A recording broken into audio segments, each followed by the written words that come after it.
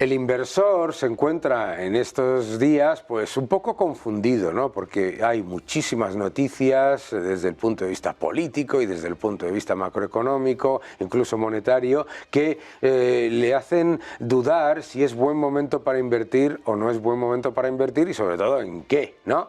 Así que para hablar de todo ello, ¿quién mejor que Rosa Duce, Chief Investment Officer de Deutsche Bank? ¿Cómo estás, Rosa? Pues muy bien, muchas gracias por invitarme. Muchísimas gracias por estar, ya sabes que estás en tu casa. Vamos a empezar, si quieres, por el inversor minoritario español, normalmente, mira mucho hacia adentro. Mira mucho hacia las empresas españolas y como yo tengo un amigo que dice que el inversor español invierte fundamentalmente en TSL, Telefónica, Santander y Ladrillo, ¿verdad? Pero es una oportunidad ahora que tenemos los inversores de invertir en cualquier lado y me gustaría que nos dijeses un poquito, ¿no? Pues sí, justo, o sea, yo creo que llevamos nosotros mucho tiempo, bueno, yo creo que nosotros en el banco y todos los que nos dedicamos a inversión diciendo a nuestros clientes o a nuestros amigos, ¿no? A nuestra familia. Claro. Que hay que invertir mucho más allá de, efectivamente, el mercado doméstico, que el mundo ofrece muchas más oportunidades. Ya el hecho de invertir, aunque no fuera de España, en Europa ya es un paso, ya sí, además Estados Unidos, temas emergentes. Lo que pasa es que es muy importante el tema del famoso de la diversificación, ¿no? Claro. Que hay que diversificar, pero es verdad que a la gente le cuesta porque siempre lo ve como no tengo suficiente información, no voy a saber hacerlo. Pero yo creo que efectivamente hoy en día hay unas oportunidades de inversión en todo el mundo que lo que hay que hacer es diversificar y coger carreras. Claro, y tú hablabas ahora de, claro, es que no tengo suficiente información, etcétera. El inversor minoritario al final no tiene por qué tener esa información, para eso tiene la oportunidad de contar con asesores profesionales, ¿no? Claro, si es que al final un inversor individual efectivamente no tiene acceso a la información. Tampoco es que el inversor profesional sea adivino o que tenga una información privilegiada, ¿no? Claro, ¿no? claro. A mí muchas veces me preguntan y digo, no, si yo no tengo una bola de cristal. Claro. Lo que pasa que es verdad que conoces más instrumentos financieros, conoces más cuando te vas a trabajar con fondos de inversión, que quizás es el instrumento que más diversificación te puede dar a un inversor minorista, conoces las gestoras, conoces qué gestores tienen mejor trayectoria, o sea, tienes más facilidad de acceso a la información, lo cual no quiere decir que seas adivino ni que sepa lo que va a pasar, porque esto pasa mucho. Bueno, es que claro, la gente se cree que ser profesional de la inversión es ser adivino, igual que con economistas, dice, ¿qué va a pasar? Claro. Bueno, yo le puedo decir qué es lo que puede pasar utilizando... En base a la información que tengo a día de hoy, efectivamente. Yo esto lo cuento siempre, yo en base a la información que tengo encima de la mesa, que miro Estados Unidos, miramos Europa, miramos qué está pasando en China, mirando un poco cómo está el mercado, podemos decir, oye, pues hay una oportunidad mejor aquí o allí, pero mañana puede venir cualquier shock externo y lo que yo dije no vale de nada. Claro, a mí me interesa esto que acabas de decir, porque mucha gente le tiene miedo a que pueda venir una especie de cataclismo y por lo tanto decide no invertir, que ya de por sí es una mala decisión. Es una mala decisión porque ya estás perdiendo dinero con la inflación, ¿de acuerdo? Pero mucha gente le tiene mucho más miedo a los riesgos que a la evidencia de las oportunidades. Cualquiera que mire el histórico de la inversión sabe que hay muchas más oportunidades que riesgos, ¿no? ¿Por qué crees que existe esa tendencia a pensar que lo vas a perder todo en vez de la cantidad de oportunidades que hay para generar rentabilidad? Bueno, eso tiene que ver mucho con la psicología del inversor, ¿no? Que se ha escrito tanto sobre ella. Bueno, al final las alegrías, ¿no? Las penas las sufrimos mucho más que las alegrías. Claro. Y es verdad que cuando viene una mala noticia, de hecho, bueno, lo que siempre ocurre, ¿no? Es que al final terminamos vendiendo en el peor momento, ¿no? Eso es. ¿Por qué? Pues porque cuando cae el mercado, esto va a ser una hecatombe. Cuando uno mira la historia y se da cuenta que tiene que mirar a largo plazo, como bien dices, cuando tú miras cómo se han comportado los activos en la historia, cuando pasa el tiempo, al final, la historia, el tiempo es tu amigo, ¿no? Claro. Y cuanto más tiempo pasa, más probabilidades tienes de ganar dinero. Pero eso es verdad que cuesta. Cuesta mucho, ¿verdad? Y por eso es muy importante la asesoría, ¿no? Tener una asesoría independiente y acompañar al cliente en los momentos más complicados, ¿no? Ahora mismo muchísimos de los inversores minoritarios que nos escriben y que ven este programa dicen, bueno, es que yo no entiendo nada, porque claro, estamos guerra en Ucrania, guerra en Gaza, tenemos 72 países con elecciones, con sorpresas muy importantes, un riesgo político, geopolítico, no sé qué, cuánto, y las bolsas lo están haciendo estupendamente bien, ¿no? Y claro, en vez de pensar, bueno, pues a lo mejor es que todas esas cosas que yo estaba considerando tan malas, pues no eran tan importantes. En vez de pensar eso, piensan, bueno, es que la que va a venir va a ser tremenda, ¿de acuerdo? ¿Dónde ves tú ahora mismo buenas oportunidades de inversión y sobre todo, no sé si por activos, por sectores, lo que más te guste? A ver, yo creo que efectivamente riesgo siempre hay. Yo siempre digo que nosotros tenemos una memoria muy corta. Entonces, siempre que pasa algo, siempre es lo peor que ha pasado en la historia. Es verdad. Siempre dicen eso, ¿no? Sí, sí, es como, uy, esto es lo peor que ha pasado, hombre, no, han pasado muchas cosas. Claro, Ha habido guerras, ha habido crisis del petróleo, el tequilazo, como acuérdate. O sea, que han pasado muchas cosas, pero nuestra memoria es muy corta. Dicho esto, es verdad que estamos en un momento cierto, quizá dulce, que estamos, en vez de mirar un poco los riesgos, veamos las oportunidades. Y si mira lo que está pasando a nivel mundial, pues parece que la economía mundial empieza un nuevo ciclo alcista, porque los países que están produciendo buenas cifras de crecimiento, ya pasa en Estados Unidos, pero está empezando a pasar en Europa. China, que es quizá la que más está costando con el tema inmobiliario, le está costando, pero también está mostrando cifras mejores. Por lo tanto, parece que el mundo empieza a crecer otra vez. Eso es bueno. Los tipos de interés que tanto nos han asfixiado con tipos muy altos empiezan a bajar, porque ya ha bajado Suecia, ha bajado Suiza, ha bajado Canadá, ha bajado el Banco Central Europeo, bajará la FED.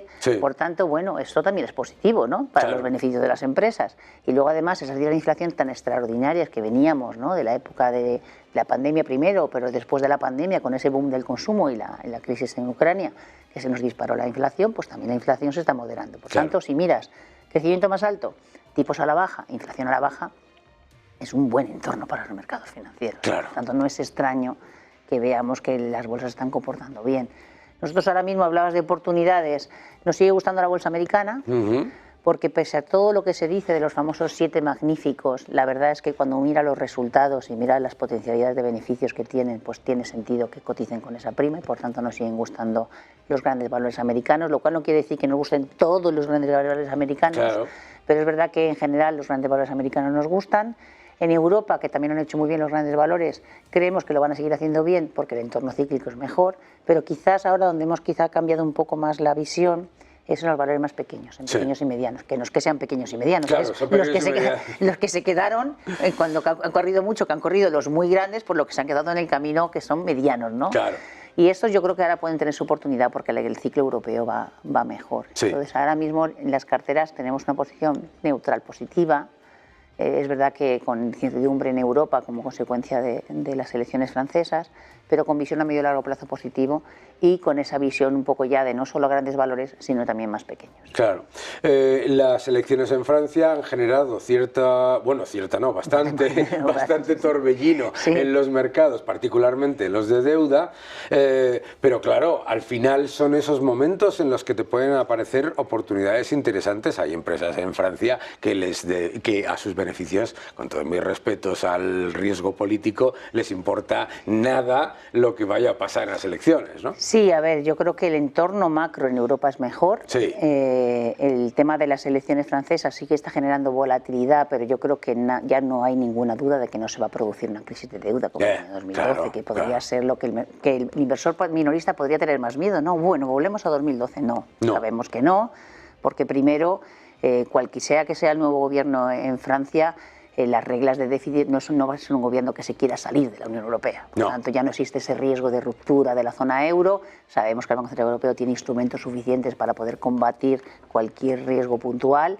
Entonces, yo creo que las cosas volverán, el mercado se calmará y, como bien dices, esa volatilidad que hemos visto en los mercados de deuda probablemente aparezcan oportunidades. De hecho, los mercados de renta fija yo creo que son ahora, después de muchos años en que los tipos estaban a cero y que no te daban nada, Ahora la renta fija para un inversor minorista es una parte muy importante de la cartera, porque solo con los cupones que te pagan la deuda de las empresas, buenas empresas o de los estados, claro, ya tienes una base de rentabilidad. Y como tú dices, además, si vamos a un periodo en el que ya no estás en riesgo de subida de tipos, sino bajadas de tipos, pues ya el colchón que te da el cupón con respecto a la inflación ya da muchísima más seguridad para los inversores de renta fija, claro. ¿no? ¿En el resto del mundo veis oportunidades significativas en mercados emergentes? ¿Cómo estáis vosotros expuestos? Mira, ahora mismo en renta fija nuestra apuesta fundamental es en bonos de calidad, sobre todo en euros, porque no merece la pena lo que hablábamos, ¿no? Claro, porque ahora mismo te da unas rentabilidades atractivas y por tanto esos cupones que te van a dar ya te dan como la base de tu rentabilidad. Para un inversor medio que tampoco quiere dispararse, no quiere un riesgo elevado y por tanto no pretende ganar un 10%. Claro. En renta variable sí que es verdad que empezamos a ver cierto valor en las bolsas asiáticas porque vemos como que China poco a poco va mejorando. Sí. Y sí que vemos cierta oportunidad poco a poco ir entrando en bolsas emergentes. Pero ahora mismo la posibilidad de la cartera es más bien neutral. Un poco a la espera. El sector inmobiliario chino está costando mucho. Mucho. Y entonces creemos que hay que entrar muy poco a poco. Sí, yo creo que eso es importante que la gente también lo entienda, porque nos preguntan mucho, ¿no? Es el momento de entrar en China. Hombre, por favor, recuerden ustedes que es la mayor burbuja inmobiliaria de la historia del mundo y que va a ser una economía que eso hay que verlo en positivo. O sea, va a ser una economía que va a crecer al 4,5-5% con un pinchazo de una burbuja inmobiliaria, que será la primera economía importante que no ve una recesión en ese entorno. Eso es positivo, pero también hay que entender que absorber una burbuja inmobiliaria lleva tiempo. Sí, no, además el gobierno chino está haciendo muchos esfuerzos para que esta reestructuración sea ordenada y que no se produzca un colapso del mercado. Está aligerando mucho las medidas, apoyando a las familias para que puedan comprar la vivienda, incrementando la cantidad aligerando la cantidad que tienen que dar de entrada para que no tengan que dar tanto dinero de golpe.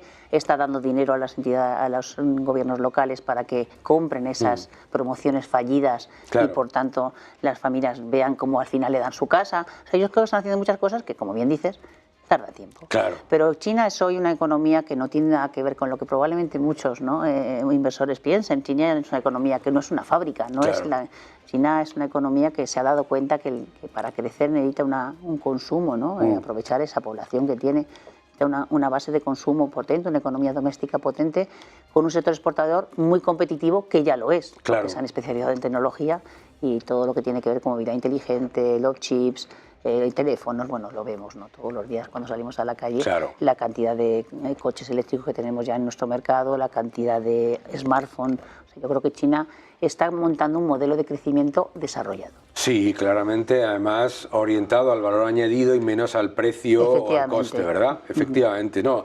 Yo creo que eso es importante, pero ser conscientes de que no puedes esperar que se solucione en un año un problema significativo. Y vuelvo a repetir, la única economía, desde luego, que yo haya visto en los últimos 40 años que va a salir de un problema inmobiliario de ese calibre y de cualquier otro calibre sin una recesión.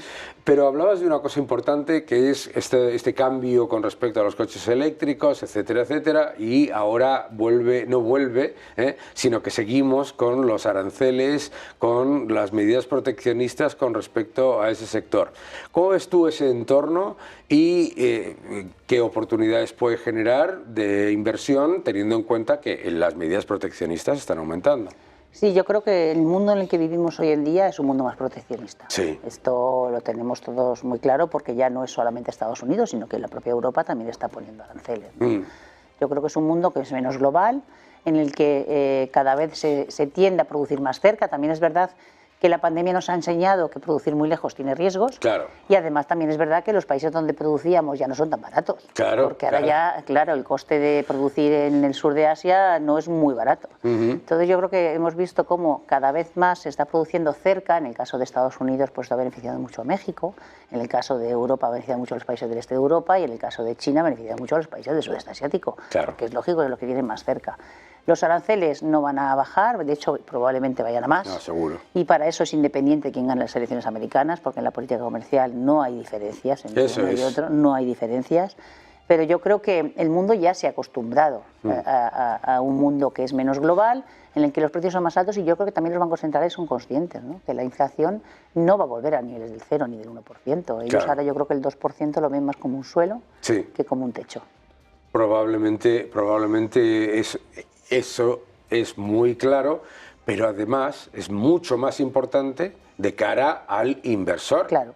Porque el inversor que está tomando la decisión de mantenerse en liquidez ahora mismo tiene que ser consciente de que nos estamos moviendo a un mundo en el que los bancos centrales empiezan a ver la inflación del 2% más como un suelo que como un techo, y por lo tanto vas a perder mucho más que pensando que, Dios mío, la bolsa va a bajar. Sobre todo porque además, si tienes mucho miedo y piensas, Dios mío, hoy en día lo que hablábamos antes, te puedes coger oportunidades en renta fija que te están pagando un cupón atractivo, y por tanto ya le está sacando rentabilidad al dinero. Es que eso es muy importante, efectivamente, que los ciudadanos que nos están viendo se den cuenta de que el mayor riesgo es estar fuera del mercado, que si quieres tienes un montón de oportunidades para invertir, ¿no? Y no te hace falta arriesgar, si no quieres, si tienes mucho, eres muy averso al riesgo, no te hace falta que te inviertas el 100% de tu dinero en bolsa. Claro. En renta variable yo creo que la oportunidad está sobre todo si miras más el medio y largo plazo. Sí. Porque como hablamos siempre, cuando tú miras la historia, y han pasado durante la historia, se nos ha olvidado, pero muchas cosas. Claro. Si mira uno la historia en retrospectiva, se da cuenta que cuando pasan 10, 12, 15 años, siempre la bolsa al final te ha pagado. Entonces, si estás pensando, tienes 40 años o 50 años y estás pensando que te vas a jubilar a los 67, hombre, tienes mucho margen para Tienes mucho margen, muchísimo margen, efectivamente. Bueno, la lección yo creo que es bien clara, ¿no? Hay que estar invertido, es un buen momento para invertir. Yo siempre digo que el mejor momento para invertir es ayer, y que las oportunidades que da el mercado global hay que aprovecharlas, y para eso hace falta asesoría profesional y que acompaña al cliente como la vuestra. Muchísimas gracias, Rosa, gracias por venir al programa, y ya sabes que estás en tu casa cuando quieras. Pues muchas gracias. Un gusto.